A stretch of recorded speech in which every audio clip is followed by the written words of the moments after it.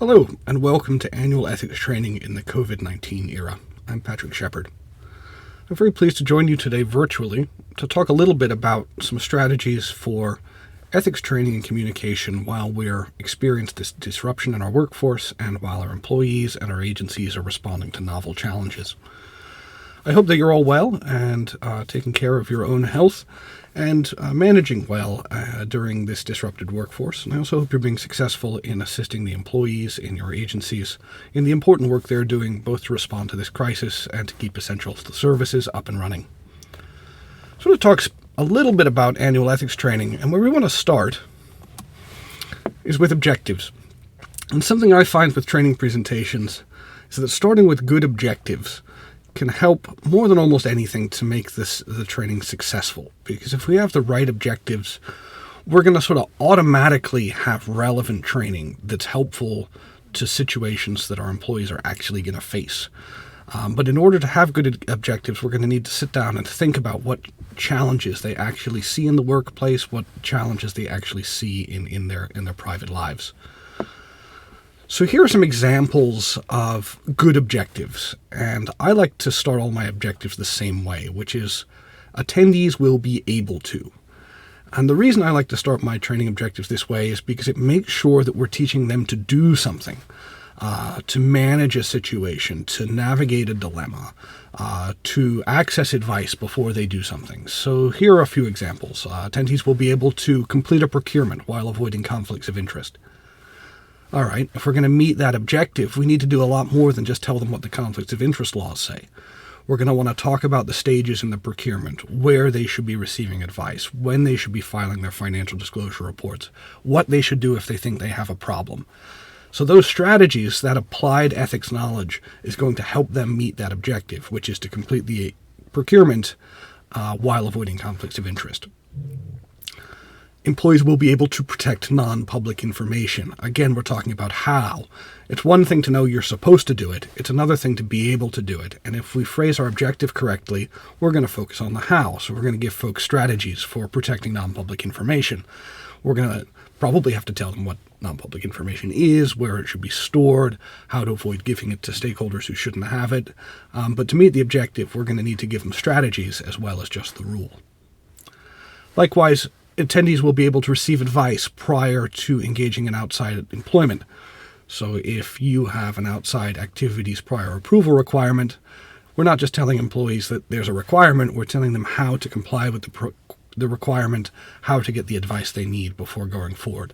So the attendees will be able to objectives are really helpful because they make sure that we're teaching people how to do something and not just that something exists or that there's a rule there somewhere.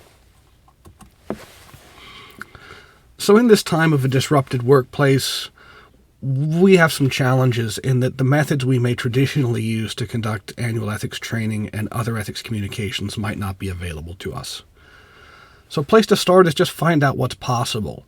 What methods do you have available in your agency right now to meet the objectives that your employees are actually facing in the workplace? Because, thinking about all the methods that we don't have, the conference rooms, the auditoria, isn't especially helpful now when we have real life objectives.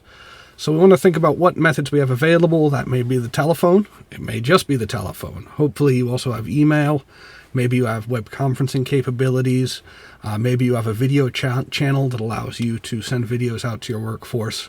But do an inventory. Figure out what tools you have, and then match those methods to your objectives.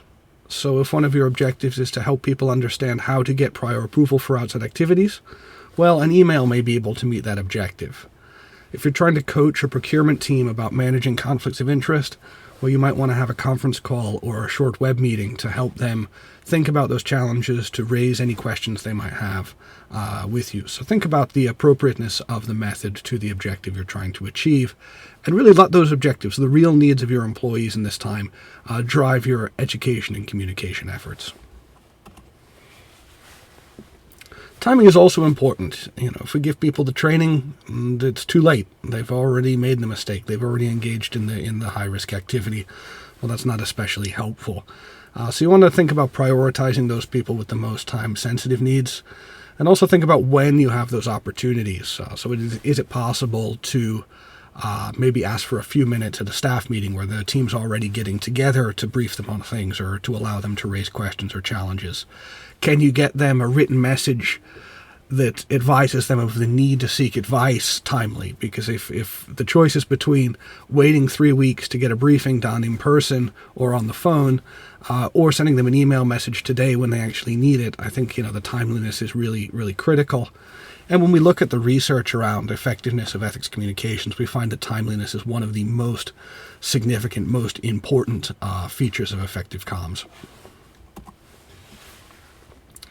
So we have a few practical ideas that you can use. We don't have the opportunity to teach traditional classroom training with a PowerPoint presentation and an ethics official at the front of the room sitting behind the lectern. So I think we need to be a little bit creative because there are things people tolerate in a traditional classroom that are really kind of painful in a web conference or on a conference call. So, big blocks of time where you're just reading to people or just transmitting information to them is really, really a tough ask.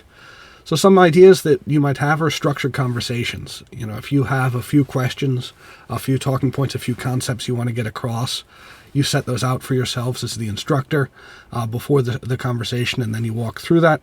That can be an effective way to provide ethics training to folks. Allowing people to read materials ahead and think about them, so you're not having to do a lot of knowledge transfer in the actual briefing. You can actually get to the application and the strategies and the how versus the, what are the rules. Written reminders, again, this is a timing thing. If all you can do is send them a note and say, hey, remember, this is an issue, seek advice if you run into it, well, that might be the best strategy if you're just not able to brief people because they're in the field or they're not able to connect to whatever platforms you have available. Polls are something that are kind of interesting in a virtual classroom. If you're briefing a large group of people and you're using something like a web conferencing platform, a lot of them have a polling feature. So while you might have too many people in the web conference to be able to have a discussion, you may be able to engage them by asking them some polling questions, like which of the following responses do you prefer, or which kinds of issues come up for you most often, so they can provide some feedback and drive the presentation, even if they're not able to engage directly. And we talked a little bit before about using existing meetings. If people are already getting together for sort of regular briefings, if you can just ask for a few minutes to provide reminders and help, that feels a little less like an extra imposition and feels a little bit more like what you're actually doing, which is an ethics official. You're trying to assist people doing their jobs better. So I want to talk a little bit about a strategy or two for facilitating in the virtual classroom, because I know a lot of you maybe don't have any experience using web conferencing platforms to engage with employees, because we've always had the luxury, or many of us have always had the luxury of teaching in the classroom. So something that's important in all classrooms, but I think especially important online, is using questions that build engagement. And this is especially for your small group discussions. It may not be obvious to you what the differences between these two sets of questions are, but I'd like to walk you through them and point out what I think are the critical differences. So in the first group of questions, is this against the rules? Can you do that? What is the rule? There are only two answers. There's a right answer and a wrong answer. And if someone gives us the wrong answer, we don't have anywhere to go from there except to share the right answer. And these are very difficult questions to ask people, and they're very high risk for your participants. Consider if, imagine you were back in school, maybe you're at university, and the professor comes in and says, all right, you all should have done the reading. Bill in the back, what is the capital of Nebraska? And even if you know very well what the answer is, that's a very nerve-wracking experience. So those kinds of questions are questions that do not build engagement. They sort of can make people less willing to engage. You can contrast those with this second set of questions. What could we do next? What are some risks when we are in these situations? What is something we could do in this situation? Which of these strategies do you like best? The nice thing about these is they're directive. We know kind of where we're going, but there's not a right or wrong answer. So as an instructor, we give space for participants to share with us their thinking without the attendant requirement for us to make a judgment about whether that thinking is right or wrong. So, for example, what could we do next? Well, someone could propose a very high-risk strategy, which we could then analyze. We could say, yes, that's something we could do. Do we think it's a good idea? What are the strengths and weaknesses? Why is that good or bad? Are there better things we could do? So it opens up a lot of other conversation where we can evaluate different ideas without our participants having to necessarily sort of take ownership of those ideas and be right or wrong. Likewise, what are some risks? Well, there are lots of risks in any kind of situation where you're making a decision, and I bet your participants can come up with a whole bunch of them. Some of them will be ethics risks, some of them might be financial risks, but there are no wrong answers here, and they allow us to look at complicated situations and get back to our objectives, which are attendees will be able to do something. So these allow us to imagine things we could do and help people discover the things that they ought to do. So this is always important when you're facilitating workshops, but especially so in the virtual environment. So here's an example of how you could use this kind of framework to teach an actual scenario. And we've provided a list of 3 such scenarios that you can use in a virtual classroom. You can use them as a take before quiz. There are lots of ways that you can use these kinds of scenarios. And the really important thing here is that these scenarios meet your objectives, and that those objectives are things your employees actually face in the workplace or in their personal lives. So in this case, we have an employee who's being asked to find some events and conferences to increase discussion and build relationships between private sector partners and the government. And in the course of doing that work, discovers there's a good opportunity. The trouble is that opportunity is being sponsored by the employee's spouse's employer. So we maybe have an impartiality or a conflict situation. It's not totally clear.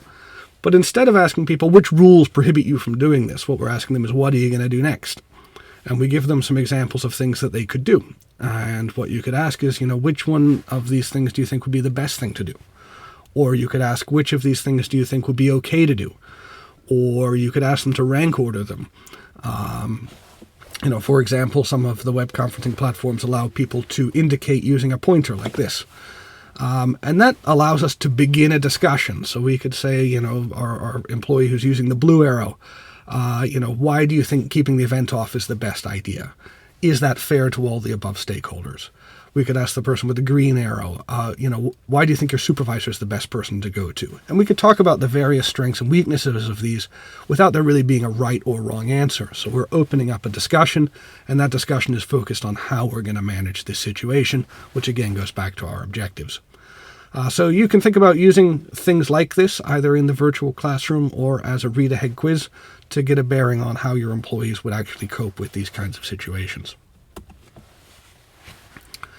So I know a lot of folks are thinking about compliance and tracking because that's obviously more difficult. We're not able to do, sign-in sheets. We can't herd everyone into the auditorium and count noses. So I just wanted to point out a few features of 5 CFR 2638 that you may not be familiar with. The first is the training presentation, and we talk about the content. And the most important thing here is it's the content that DAO thinks is appropriate. So the first requirement of the content is that it is content that the ethics office thinks is most necessary for the employees in your agency to receive. And then we say, and we ought to touch on themes related to conflicts of interest, impartiality, misuse, and gifts.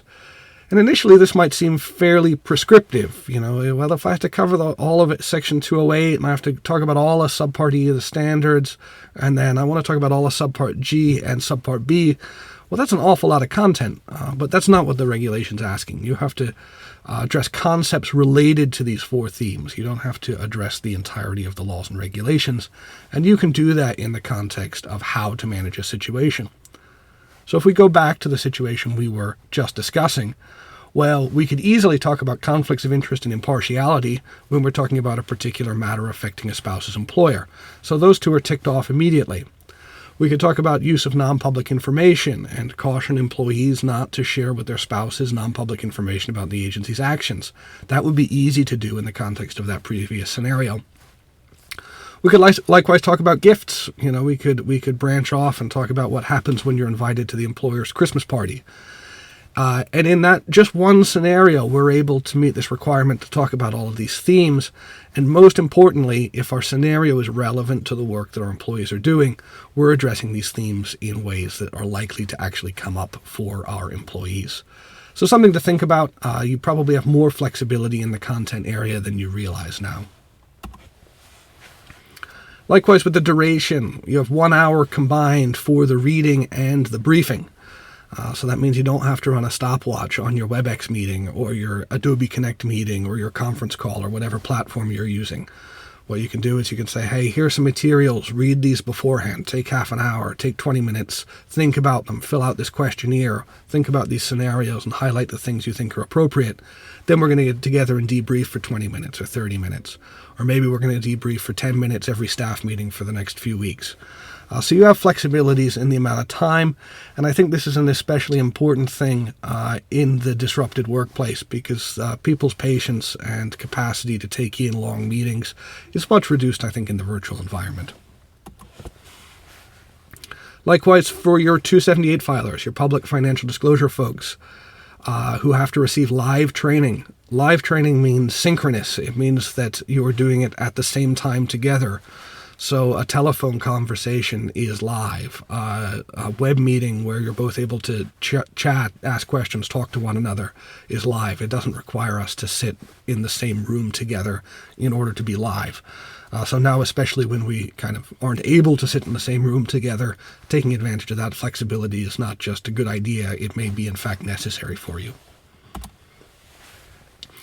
Interactive, similarly, requires, and this is for our confidential financial disclosure filers, there's flexibility here. They need to interact with the content. So using a quiz at the end of a reading, having a conversation that follows a reading or a written reminder, we can get to the interactive part in various ways, and we can do that using the tools available to us. And, I think one of the most powerful tools is just the telephone, asking someone to read through something, think about some scenarios, and then having a conference call where you can debrief, answer questions. I find in a lot of cases when talking to employees, the things I thought they were going to run into aren't really the things they're facing in the real world. And if we have an opportunity to have a conversation, they can bring that to you and say, you know what, this isn't exactly how it shows up for us, but what I really would like help with are the following things. So, think about ways that you can use the virtual tools available to you to conduct interactive training. And there are going to be challenges. We have people deployed to the field who may not be in an office, who may not have ready access to the internet, and those people may be delinquent in meeting some of their ethics obligations this year. The ethics office may not be able to accommodate their circumstances to get to 100% compliance. So do the best you can, do the next best thing, and where you have challenges, document those challenges so that we understand, and someone coming behind can understand what exactly was going on, why compliance wasn't affected. Because, obviously in this situation it's unprecedented and we're facing very significant logistical hurdles, but we want to make sure that we understand and document how those hurdles are preventing compliance. So just some final thoughts. Let the needs of your agency drive communications, especially now during the pandemic. Make sure you're meeting the most urgent needs, because that's really what this is about, is protecting your agency programs and operations. Use the tools you have to communicate in the ways that are best. It may not be perfect, it may not be the way you'd most like to do it, but we're all doing the best we can here. So make sure you're using the tools that are available. Ask questions that build engagement. There are a lot of unknown unknowns, and asking open-ended questions that allow people to surface issues that you may not otherwise see makes it better for you to serve. You can better serve them. You can better help them. It's also more likely to build engagement, especially in virtual platforms. Think about the compliance flexibilities in 2638 and use them so that your training and communications are most effective at protecting your agencies. And finally, remember to document challenges where you face those, because we know we're going to face them. We're in a very disrupted workplace. So I hope you found this to be helpful. We're working hard to support you, the ethics officials out in the field. If there are other things OGE can do to support you, please raise those with your desk officer, because we know you're facing challenges and we want to do our best to help. Thank you for all the work you're doing. Please look after your health and safety of yourselves, your family, and your colleagues, and we look forward to speaking with you again soon.